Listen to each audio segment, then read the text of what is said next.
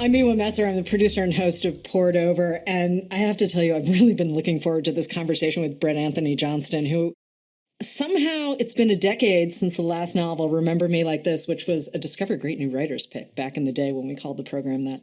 And I may have had a hand in running it. But more importantly, the new novel is We Burn Daylight.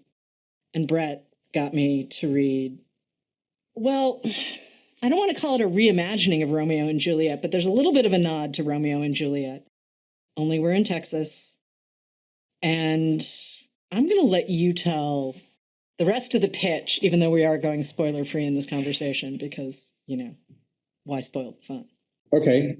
Instead of doing that, I just want to say what a huge fan I am of Poured Over and what a huge fan I am of you. And I listen to these podcasts all the time. When I'm having trouble writing, I'll listen to them to get my juices flowing and to feel less alone as a writer.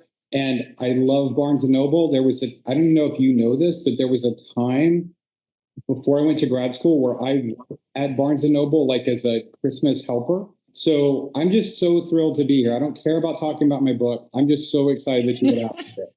But it's a great book. And I think now that you say that, I was like, oh, you were holiday help, weren't you?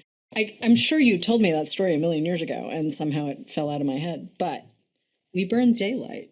Dude, we have to talk about this book. And thank you for the nice words about the show. It's nice to know that we're not standing at the foot of a tsunami yelling into the waves. Oh, no, I love it. I feel like you're going to record this episode and then shelve it because it's going to be so bad compared to the other ones you've done.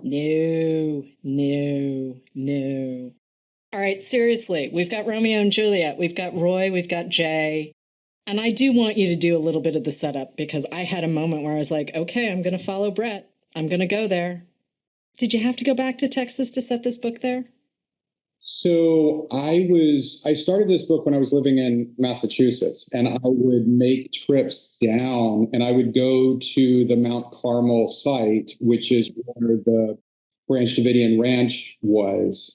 So I've made a number of trips there, but it was actually probably about the time that I first met you, some 10 years ago or so, when I was on book tour for Remember Me Like This. And I believe that I was in Houston and I was just in one of those chain restaurants and I heard a gentleman was talking about that he had in a former life, he had lived and worked in Waco, Texas. And one of his coworkers had been, unbeknownst to him, a member of the Branch Davidian compound. And they were going back and forth to work to the compound. And he had no idea that that's what their life entailed.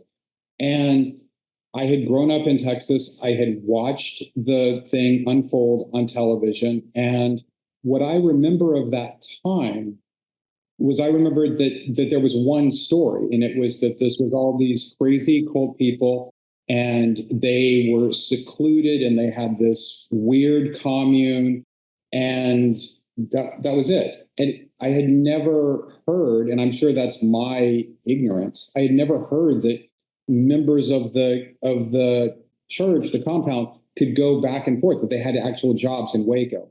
And then when that gentleman said that, it just got my imagination going. And I just started thinking, like, what would it be like to work alongside someone and not know that part of their life and only find out about it when you see their picture on the news because of this horrible, horrible tragedy. And so I sat with that for a few years. And then I started thinking, well, what if instead of it being an adult, what if it were a kid? What if it were like, this is the new girl in school and you've got a crush on her, but you don't know that she's being groomed in this way. And then once you find out, how much are you willing to do to keep this thing going? And it sounds cheesy, but I didn't know how that particular story would end. I know how the Waco story ended historically, but I didn't know how that story would end. And so I wrote the book to find out. I mean, you are a planner, though. If I remember correctly, whiteboards are part of your reality. You're not a pantser when it comes to figuring out where the story is going to go, though. And you have multiple characters. I mean, yes, Jay and Roy are the heart of the story, but we've got parents, we've got teachers, we've got people at the compound, we've got, I mean, you've populated this book and you need to keep all these folks straight. So you're totally right. And if your listeners don't know, Miwa reads like so many books, and she clearly has a phenomenal memory. She has great taste in coffee mugs. You're 90% correct. Okay. I do have the world's biggest bulletin board that I put all of these things on. I have note cards and drawings and all kinds of things. But that only comes out after I've done a few drafts. Okay. It's never there in the beginning. It's there as a kind of way to keep track of the inventory and the actions, to a certain degree, the characters, artifacts, whatever I think is going to be helpful, I put it up there. But it's only after the book has kind of found its shape. When it's finding its shape, I have no idea where it's going. If I did, I wouldn't write it. It would be okay. For me. But 10 years is a little longer than it took you to write Remember Me Like This, right? And that was like 4 or 5 years? Am I remembering that? No, I think we're figuring out it takes me about 10 years to write a novel. But I also learned some very, very, very unimpressive skateboard tricks in that time. All right, we're coming back to the skateboarding thing because there's a whole different piece of this conversation that we're going to have. But I am completely caught up in this new novel, partially because, you've always been a guy who likes to write about aftermath, right? Which is a word that we don't necessarily hear. It's like hagiography, right? That's calling back to another interview I did recently where I was like, hagiography. Hagiography appears in the copy on your book jacket. Wow. And it was Catalina. Oh, great. But I think when I hold this book next to Remember Me Like This, which, if you haven't read it, it's an adolescent boy goes missing, returns to his family as a teenager. And Bret is looking at sort of what's happening to this nuclear family. It's a mother, dad, and 2 boys. And it's the oldest son who is returned to the family after being missing for a while. And you're doing a similar thing here. You've got Roy's nuclear family, and again, his grandpa, Huey. I'm fond of Huey. But you've got this very nuclear family. Jay's family is obviously not that. She is not only new in Texas, but her mom has made some decisions where you're like, okay. Okay, at least we get a story out of it, but lady, I'm glad you're not my parent. And I want to sit with the nuclear family for a second, because you have some very sort of old-fashioned storytelling tricks, I think. And the voice is very assured, it's very you. But this idea of aftermath, right? Like, I mean, even with the new book, you are sort of going to an eye with what happens next, right? Thank you, genuinely, for such close and sympathetic reading. I'm wondering if you're the first person back in the day. I wonder if you're the first person who mentioned aftermath to me, and I think it's exactly right. I don't think I would have ever recognized it had you not pointed it out. Right. It may not have been me, by the way. I think a lot of folks have had this sort of I don't know. It's just one of those words, though, where you're like, oh, yeah, that's exactly the Well, and the thing that's interesting to me about aftermath is you're right. It's not a word that we hear or use very often, but when we do, it seems to me that it is almost always it has a negative connotation. And the reality is that it's not that limited, because aftermath actually also means that it is the growth after something has been harvested. So there's been, there's been horrible destruction, there's been horrible tragedy. And that's one aspect of the aftermath. The other aspect of it is the growth that comes out of that tragedy. And that feels deeply, deeply interesting to me. So I'm grateful for you saying that. I am profoundly unaware of those things when I'm writing. I find writing so impossibly difficult that all I'm trying to do is keep my head above water. I'm really just trying to get to the end of this draft and have the characters have the same names on page 322 that they started with on page 1. I mean, it is that level of despair. Okay, that level of despair. But when a Pulitzer Prize winner like Geraldine Brooks says, hey, this new novel, it's, and I quote, an epic act of empathy. I mean, that is the one thing that I kept thinking about as I was reading was I actually care about all, I cared about members of the compound. And again, you're not writing a thing that's exactly the Branch Davidians or David Koresh or any of that. This is your own take and your own setting. But there were people where I was kind of like, I'm glad I'm not meeting you in real life necessarily because you're a little scary. But at the same time, I could see why they found what they found and where they found it. And that is not an easy thing to do. I talk about this a lot with my students, that there is a quote. I'm sure I'm going to mangle it to a certain degree. I think it comes from Goethe. I think it comes from Faust, but it's something along the lines of I've never heard of a crime that I couldn't imagine committing myself. And my feeling is if there's a crime that you can't imagine committing yourself, then you shouldn't be writing about it, because you're gonna come to that with a kind of judgment. You're gonna come to the page with a kind of judgment, and I deeply believe that it is not the writer's job to judge the characters. Our job is to put the characters on the page so that if the reader is so inclined, they can pass judgments.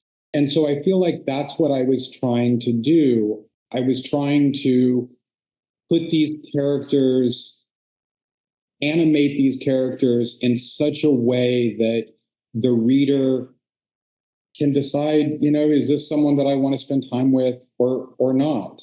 And for you to say that is a very large compliment.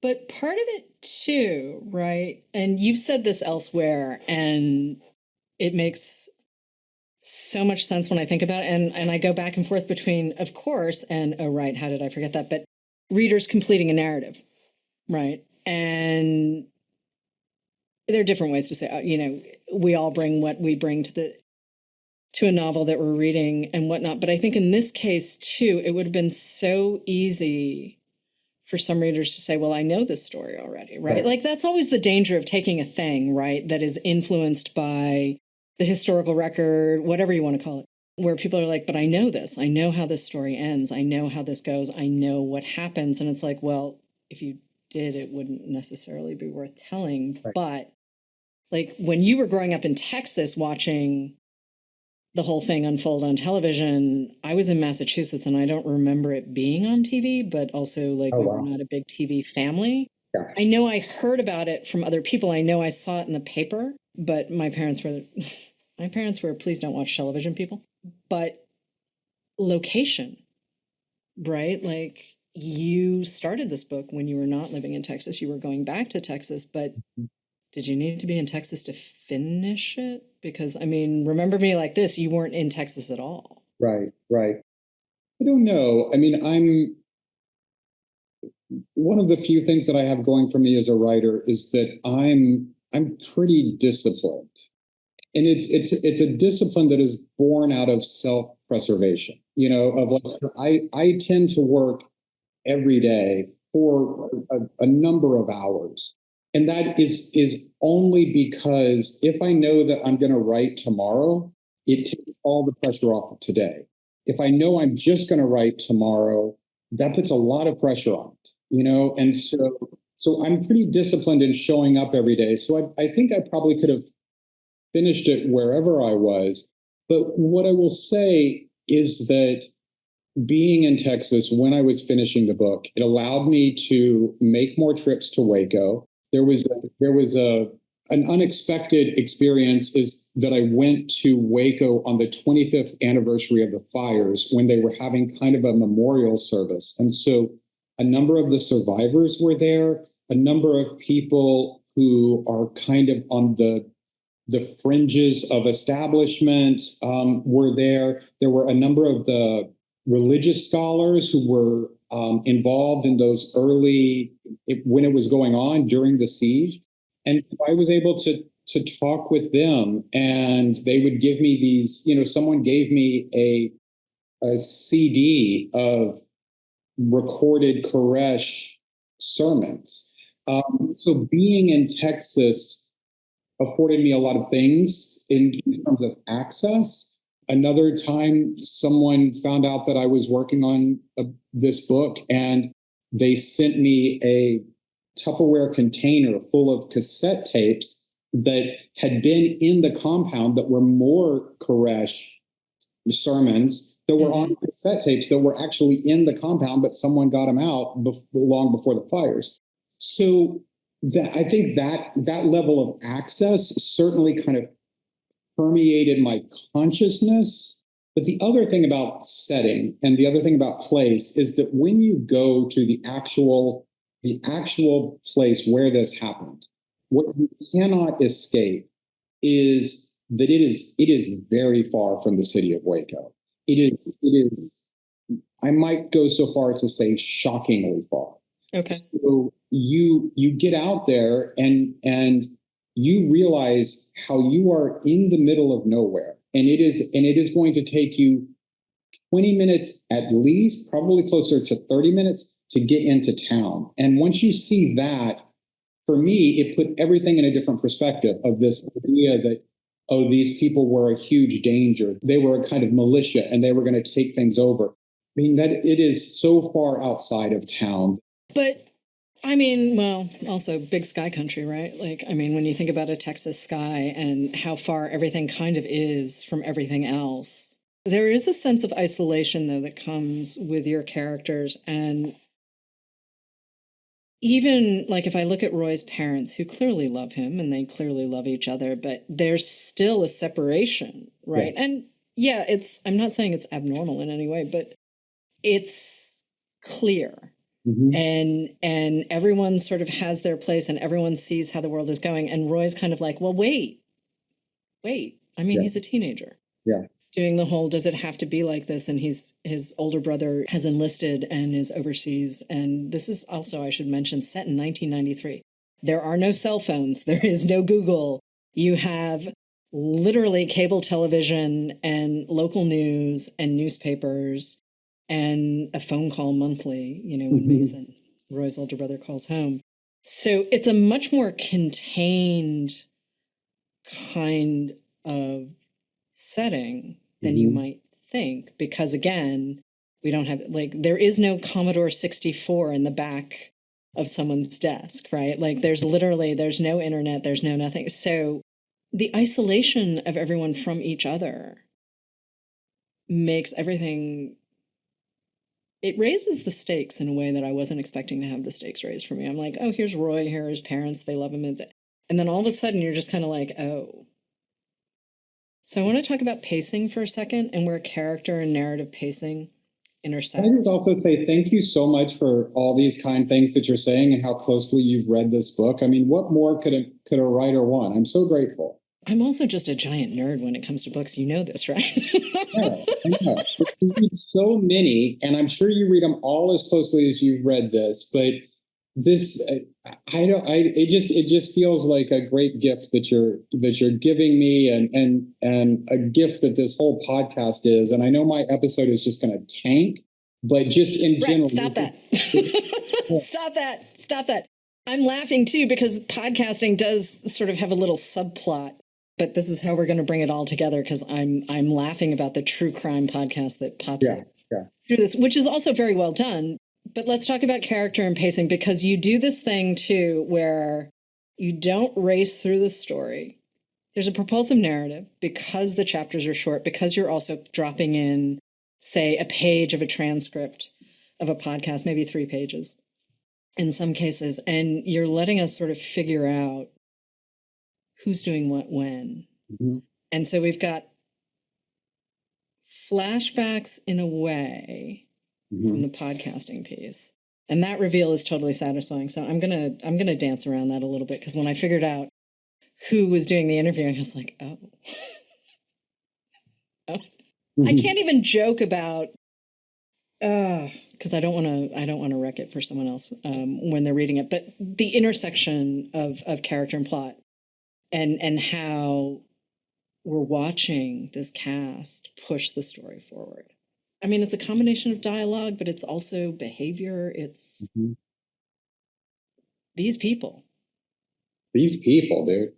I'm so grateful. I can say a couple of things, and that is that the first full draft of this book did not have anywhere close to this structure. It was far more, I might say, conventional in that part one was all Roy. Part two was all Jay. And I think there were ultimately 5 parts, and it was kind of Roy, Jay, and then in the 5th part they were together, and it felt like we were slogging through. It wasn't moving in the way that, kind of going back to what you said earlier, because so many people, they know how the story historically ended, that it was like, why am I gonna slog through this if I know how it ends? And so I went back and kind of reshaped the structure and tried to capitalize on both of these characters having a viable, meaningful perspective much earlier in the book. And so that's how that kind of started going. The podcasts were never supposed to be in the book, and they were not a podcast. Sorry. Can't resist. They were not even a podcast until I want to say 2 months before this thing went into galleys. So the way the podcasts, what we now call the podcast, the way they started is they were self-serving. It were kind of like exercises that I was doing for myself, and I was trying to figure out, like, who survived, where are they now, how do they look back on that time in their lives. And it was really just it was really R&D for me. I wasn't paying any attention to who was asking the questions or anything like that. And I sent them to, this book has benefited from a number of editors. And so I sent them to, certainly to Julie Barrer, my agent, and to Mark Warren, one of the editors who profoundly changed this book, and kind of said, like, well, why don't we try to put these in? And so they were almost like these interstitial things that were not a podcast. And then somewhere along the way, I figured out who was doing the podcast, who was doing the interviews, and felt like a kind of reward. And then, this is how horrible I am as a writer, I was just kind of thinking, like, okay, well, I'm about to turn the book in, and we were trying to figure out the title of the book. And I thought, like, how it would be such a stupid title to call this book On the Lam. But I thought, like, oh, that kind of sounds like a cheesy true crime podcast. And then I thought, like, the dude's calling himself the Lamb. Like, and so then that's how it became a podcast. This is how the sausage is made. It's so embarrassing. No, because as a device, it works. And really, the moment when I realized who was doing the interviewing, I was like, oh yeah. Because the thing about reading you is that when the pieces snap together, it's very subtle. So you have this moment where you're sitting there as the reader going, oh man, he just did that. And I like those moments because, I mean, this book, it's basically Romeo and Juliet at the Branch Davidian compound. And people can have a lot of feelings about that sentence I just said. Yeah, for sure. Yeah. And ultimately, what you do with these characters, though, and this setting, and like there's an abandoned mall. Mm-hmm. Roy is learning how to pick locks. There's a reason Roy is learning how to pick locks. I mean, all of these people are really fully formed. I also don't think that they would exist in Miami, Florida. I don't think they would exist in Los Angeles. Certainly not Boston. There's something about the wildness of Texas Yeah. that has created all of them. And even the ones that come from someplace else, right? They immediately settle into, this is the place I'm supposed to be. Right. And it's like Alaska, right? In a way, like people who go to Alaska to be homesteaders, which that's your thing, rock on. That will never be my thing. Shout out to all of our Alaska listeners. Yeah. But the idea that the place ultimately forms them as well. Yeah, I think I'm very, very interested in place. I think I'm as interested in place as I am any other aspect of a book. And there are writers that I know and love and admire, and I'll read every word that they write, and I'll be enriched by reading it. But for a lot of writers, place is at most an afterthought. It can be a kind of window dressing and some nice drapery. And I think for me, place is the window itself. It is what frames the story. It is what shows us the story most clearly if we're looking through the right window. And you mentioned the thing about Romeo and Juliet. That was also that was not part of the plan. It was a surprise. And what I tried to do, and maybe the way I can tie this to place, is once I recognized the parallels of the two stories, I tried to go back and put in a number of Easter eggs for people who are really, really familiar with Shakespeare or specifically the play. And there's going to be things that if they're so inclined to read this book, they may pick up on that I don't even know if I could pick up on them anymore. But then there's that thing, there's the quote that gets bastardized all the time from Hamlet, which is some version of art holds a mirror up to nature. And if that's, if we're going to use that, I would say what I feel like I've tried to do here is hold a mirror up to Texas. And even though this would never happen in Miami, Florida, or Massachusetts, or Alaska, maybe about Alaska, if I've done my job and I hold a mirror up to Texas, it might reflect back the country as a whole. And I don't know if I've succeeded, but I think in retrospect, that's what I was trying to do with this moment in time.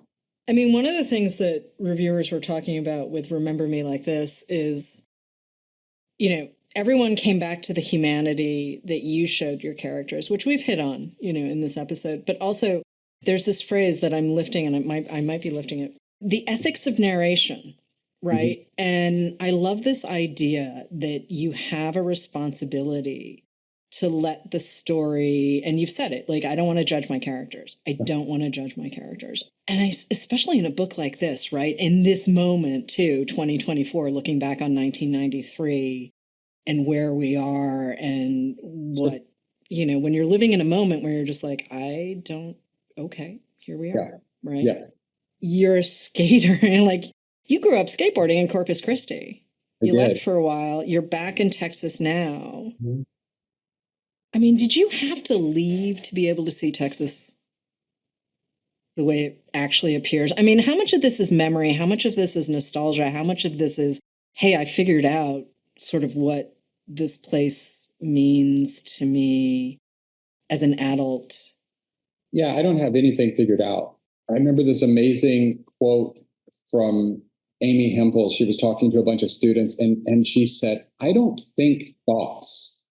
And I still think that's the greatest quote. I don't have anything figured out, especially about Texas. I think Texas is insanely complicated. And Texas, there's so many beautiful things about Texas, and there's so many despicable things about Texas. I think as a writer, I think I'm always chasing a kind of surprise. I think I am ultimately the same writer as I am a reader. And all I want is to be surprised. And so when I'm writing something, I'm trying to find the material that is most likely to surprise me. And surprised me was something from Texas, something from the characters, something with the language. I think maybe having spent so much time away from Texas, maybe I started to see Texas differently. But even now that I live here again, all I'm interested in are stories that are going to, in some way, surprise me. And Texas, on a daily basis, it surprises you in good ways and in really horrible, scary ways. You've been teaching for how long now? I've been teaching for probably 24, 25 years. Okay, so that's 2 novels, a story collection. There's a craft book, countless short stories that have been published outside of the collection. What have you learned from your students? I've had some amazing, amazing teachers in my life. I've benefited immensely from my teachers. I've learned far, far, far more from my students. And I've been so lucky to teach at places like the Michener Center and Harvard and Cal State University and Northern Michigan University. I mean, the students, they teach me what to read. They teach me everything. I mean, part of why I ask is I love the idea that people of any age, still want to sign up and go study literature and learn how all of this stuff works. And listen, some people need a program, some people don't, there's so many different ways to come to story. But I think fundamentally you start as a reader. Yeah. You start as someone who's engaged in the world. Like if you're not curious about people, it's really hard to be in books, right? Yeah. Like what's the point if people are not interesting to you in some way? And I think that we can pull from so many different influences, right? Like, also we cycle through stuff where it's like, oh yeah, I used to love that, I don't love that now. Right. Like you have an opportunity to shift and go in different directions. And so the idea that you've gone from short stories to novels, which yes, in some ways a traditional path, but not necessarily. You've also won prizes for stories separate from the novels. Mm-hmm. But I want to talk about sort of balancing the two out, right? Like you've said, I don't necessarily think writing stories is what brings me to writing novels. I do think writing novels brings me to a better place when I'm writing stories. And that feels very counterintuitive. I'm pretty uninterested in conventional routes. What I can say that I know is true from my experience is, people get mad at me all the time and disagree with me and everything. But I think novels are easier to write than stories. I think they take longer, especially if you're a loser like me who takes 10 years. But I think it's a more forgiving form. I think it is in a certain way, I think it's a more passive form for the reader. So as readers, we offer it more latitude. So I think it's actually an easier thing to write, but it just takes longer. And I think so often writers, whether they're students or whether they're, big famous writers, I think they mistake how long something takes for the difficulty of it. Whereas I think writing a great short story is almost impossible. Everything has to work. There's no room for anything to feel baggy or flabby or a digression or anything like that. Whereas the novel those are the joys of a novel. So I think that the thing that feels most counterintuitive to me, but also feels like truth, is that short stories are much harder to write than novels. I think, and it's because it's a more active form. It asks far more of the reader than the novel does. And I think this follows suit if we say that what's harder to write than short stories? Poetry. And poetry asks so much more in terms of concentration for the reader. And so I think novels are the easiest. They just take the longest. You and I are both going to get so much hate mail for this. I mean, I think of something like The Bee Sting, right? Paul Murray's most recent novel, where I had convinced myself that because of a thing he does in certain chapters where there's no punctuation, I'd convinced myself he had not used punctuation in the entire novel. Oh, yeah. I had bought in so thoroughly. I was like, and then right before I sat down with him, I was like, I should double check this. And no, there was punctuation in other chapters. I mean, there's some novels where I am absolutely willing to give extra space and extra, but then I also do love a novella, right? Like Sure. Oh, yeah. Tinkers, right? The Paul Harding, or there's this new novella coming out called The Most by Jessica Anthony, which is a trip. Okay. It's a trip. It starts with a 50s housewife who will not get out of the swimming pool. And yeah, there's a slight nod to Cheever, but not fully. But what you can do in 117 pages, right? Yeah. Is it sits in that sweet spot, or 120 pages, like Claire Keegan, right? Like the stuff that Claire Keegan does makes my head explode in the best possible way. Yeah, it's like it should come with a warning: don't try this at home. You know, and like, I mean, I think of Claire Keegan, absolutely. I think of, what is the writer? This is horrible. Buddha in the Attic. Julie Otsuka. Her books are beautiful. Yeah, When the Emperor Was Divine, and Buddha in the Attic, and The Swimmers. If you haven't read The Swimmers yet, it's amazing. Then there's also Last Night at the Lobster by Stewart Onan. Maybe that's the hardest form. Maybe that's the hardest one. I mean, for me, I'm just glad the form exists, right? Like, I think the story kind of tells you what it's going to turn out to be. And I do read a lot. And sometimes you realize you're reading something where you're like, oh man, you didn't mean for this thing to be this thing, actually. You know, like, you're just kind of like, oh, this, okay. And it's kind of trippy when you realize that you're deep in a thing and you're like, oh. Am I allowed to ask you, do you ever quit books? Yeah, all the time. Yeah, same. I am a straight up, it does not need to be finished by me. And, you know, when I hear people say, I don't ever not finish, but I'm like, why would you do that to yourself? There's so much stuff out there that, like, why not? Art evolves, right? Like, you don't have, when I think of some of the books that I really loved when I was younger, and now with a little more wisdom, I'm like, oh, yeah, okay, that. And then other times where, you know, I'm going to use a dead writer as an example, but like Philip Roth, man, I'm cool. I'm good. Thanks so much. Peace out. I'm glad you were here. I'm glad you did for American literature, but like, please, may I never have to read you again. Yeah.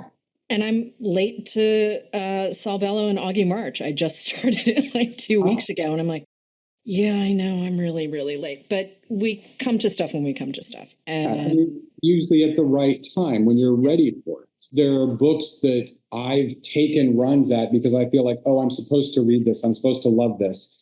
And I try it and I just don't get it. And I just kind of say like, okay, I'm going to try in 5 years, you know? But I'm so afraid. I think because I'm so afraid as a writer of not rewarding the reader's attention, that when my attention is not rewarded, I feel like I've done my best. I'm moving on. Yeah, I'm very quick to ditch stuff. I have a party trick that helps me do my job sometimes, which is I can read to a certain point and then start reading from the back end.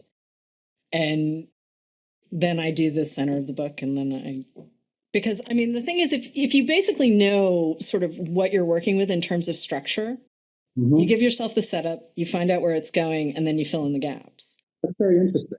If you're reading on deadline, it's a really useful trick. Yeah, that's interesting. It's a little weird, but it ultimately does make sense once you've tried it. It's just not, I don't think of it as a trick for pleasure reading in any way, shape, or form, but sometimes you do just have to read on deadline.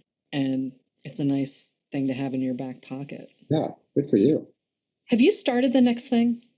And so I think the next thing will be another collection of stories from Random House. And then I have this other thing that, ironically enough, I think of like, man, if I could do this thing in like 100 pages, it would be a really cool svelte novel or novella or something.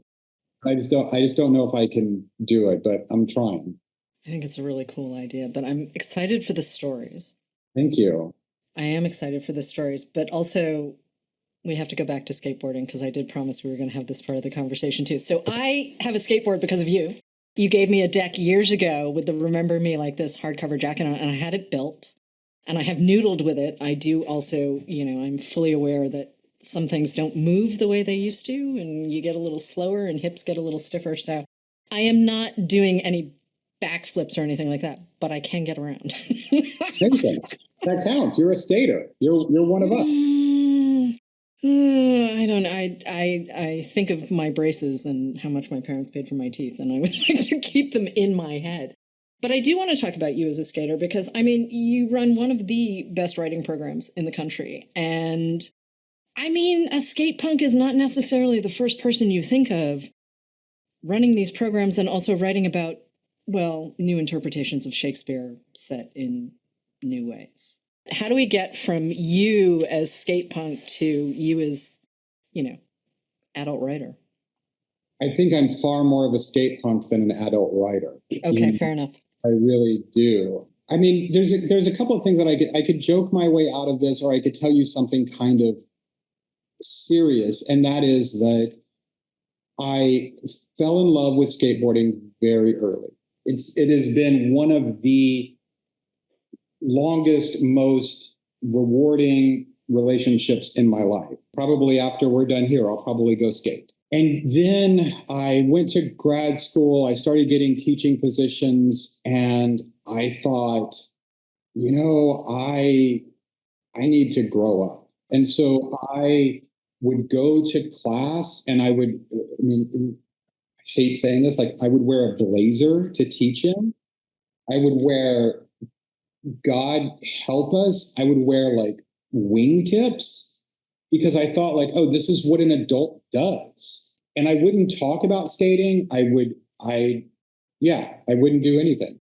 And then I was teaching at a very prestigious university, and I had been there for a couple of weeks. I'd only been there a couple of weeks. And I still, like, I was wearing my blazer and everything. And I had been asked, right before I got that job, I had been asked by the New York Times Magazine to write an essay sort of about skateboarding. And I love that piece. That piece is really good. Thank you, Miwa. And so I wrote that, and I was in this prestigious department office. I was checking my mail, and a titan of global criticism came into I had just finished teaching, and this person had come into the office and said, I had never met this person before. I was meeting for the first time. And so we said our hellos, and this person said, almost verbatim, I really enjoyed that essay in the Times about your misspent youth. And I was split down the middle. Like, I was absolutely split down the middle, because on the one side, I was thinking, wow, this titan of criticism likes something that I've written. What world are we living in? It's the misspent youth that I'm stuck on, though, because the piece is really about learning to fall, right? Like, if any kind of sport thing that you're like, you have to learn to fall. That's like the first thing you have to do, whether you're on a court or on a field or on a board, whether it's, a surfboard or a skateboard, you have to learn how to fall. And I love that metaphor. Thank you. Well, so you're totally right. And then on the other half, when I was thinking like, wow, this person just gave me a compliment. Would never expect this person to know who I am. Yeah. And then the other half was a little bit like, my misspent youth got me a job in the same place where you teach. So how misspent could it have been? And after that, I haven't worn a blazer. I teach in Vans. I wear skate clothes. And it feels like I'm more authentically myself, because, all I do is think about skateboarding. That's all I do. Yeah, and then we get novels like Remember Me Like This and We Burn Daylight. So, clearly there's some sort of balance happening in there. You may be thinking about skating all the time, but I think other stuff sneaks in there. I mean, beyond the fact that like Griff is a skater in Remember Me Like This, among other things. But I think I don't know. I think we have to be in the world however we're going to be in the world. And if we get great books out of it, then cool, right? Yeah. And I think that, the thing that you said about falling is like, I think I'm not joking when I say how incredibly difficult writing is for me. But when there's a number of things in my head, but like the Michener Center, so many times people will ask, like, how do you get into the Michener Center? And, how do you get all these applications? How does the admissions committee decide who gets in? And I think my part of that is if there's something that I see consistently, it is the writers who get into places like this are the writers for whom writing is extremely difficult, and they continue to do it. And I think I don't understand when people give up on things. And I think that comes from skating. I think like, I don't understand, even if you get hurt, even if you wreck yourself, why would you give up? If you've decided to try it, why don't you see it through to the end? And that same thing applies to a skate trick, to a novel, to a story. And that seems like a really good place to wrap. So I'm going to say thank you, Bret Anthony Johnston. It's so good to see you. It's been way too long. And yeah, we'll wait another 10 years if we have to, but I suspect the story collection's coming faster, maybe. It's done. It's done. All right. So not 10 years before the next novel, but it's always really good to see you. It might be 10 years before the next novel, but not the next story collection. And you're so kind to do this, and I'm just so grateful. And we'll go skate sometime. Absolutely. Hello, readers. It's time for another TBR Top Off. We're going to recommend a couple of wonderful books to pick up when you stop in for your copy of We Burn Daylight. I'm Mark at my Barnes & Noble in Cincinnati, and I'm joined by one of my favorite humans of all time, Jamie out in Kansas, and I'm going to have her kick things off. Hi, Jamie. Hi, Mark. All right. I think if you need to explore further why cults like the Branch Davidians or Jim Jones, People's Temple were successful in recruiting so many members, I think that this book, this beautiful, beautiful nonfiction book by Amanda Montell called Cultish, The Language of Fanaticism, might be very eye-opening for you. It's not a history. It's not like a cult history of the famous leaders or anything like that, but she does talk about all of the ones that you've heard of at some point. It's also not a dry academic look, despite its title, at fanatical language. It's really presented by a linguist who is taking a much more approachable kind of stroll through the subject, all right? The particular types of language that people use to inspire a cult-like following. That's what she's looking at. So think about your favorite pop science books and apply a sort of pop linguistics label to this book. She's going to point you toward the deeper, more academic research while providing anecdotes from members and former members of all of these groups, always with an eye toward figuring out what the language was that they used to control their followers and keep people on the inside. And these people range from religious leaders to politicians to CrossFit to multi-level marketing organizations. It turns out that cult speak is everywhere, and she tackles organizations across a spectrum from violent to mildly annoying. And on one end is an examination of Jonestown and the Heaven's Gate group, for example, and at the other you have social media influencers who are using cult language to try and inspire you to supposedly, be your best self. In fact, some of these people don't even realize that that's exactly what they're doing. They're manipulating their customers with language so that they continue to buy, continue to follow. So if you're wondering if this can happen to you, which is, I think, what we all wonder when we are watching, our cult documentaries, reading our cult novels, we're wondering why, how did this happen? There's no way I would do this, or would I do this? And the answer is you probably already have. You just don't know it. On some level, we are all falling victim to this every day through our inspirational messages at work, through sermons, at political rallies, at the gym, and of course on social media. So again, that is Cultish by Amanda Montell. It's also beautifully laid out on the inside, I will say. The typeface is gorgeous, and just the way she designed the book is really nice. And pick it up in stores, still in hardcover. Great little book. Mark? Yes, absolutely. I think that's sort of a perfect companion if you are really enjoying We Burn Daylight, but maybe want to get a few extra layers on how your own life and application could kind of fall into or under the sway of something more controlling. Just such a good book. I went the fiction route. We all love a cult. They're fascinating in their own creepy, dark way. But in thinking about sort of culty literary fiction, I really immediately thought of Godshot by Chelsea Bieker.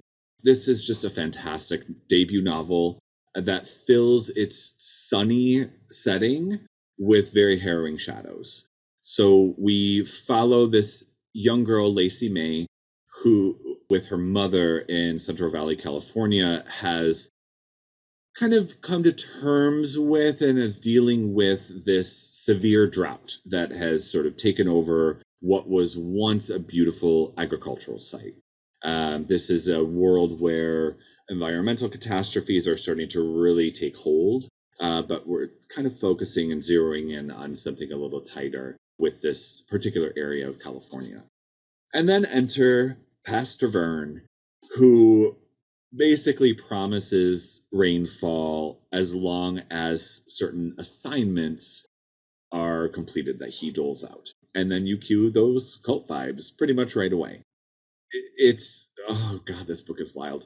A little bit further into the plot, essentially Lacey's mother is ousted from this community, pretty much exiled for some decisions that she made. She has her own set of baggage going on that is very dark and sad, but it leaves Lacey May essentially alone. Kind of. She is staying with her grandmother, but her grandmother's presence is, I guess, just present.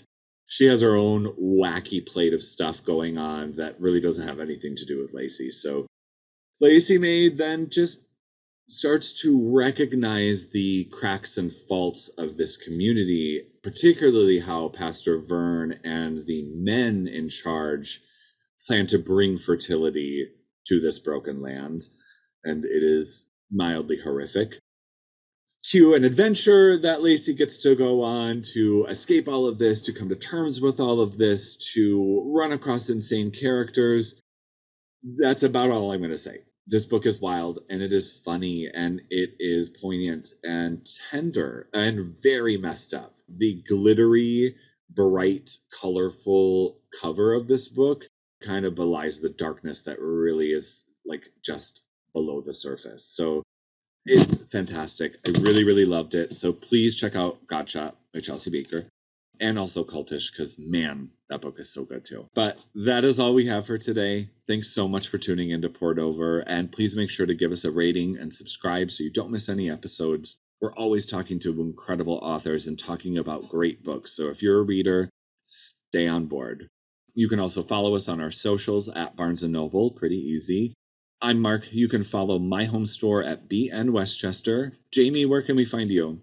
You can find me at BN Plaza KC. All right, everybody. Thanks for tuning in and happy reading. Bye.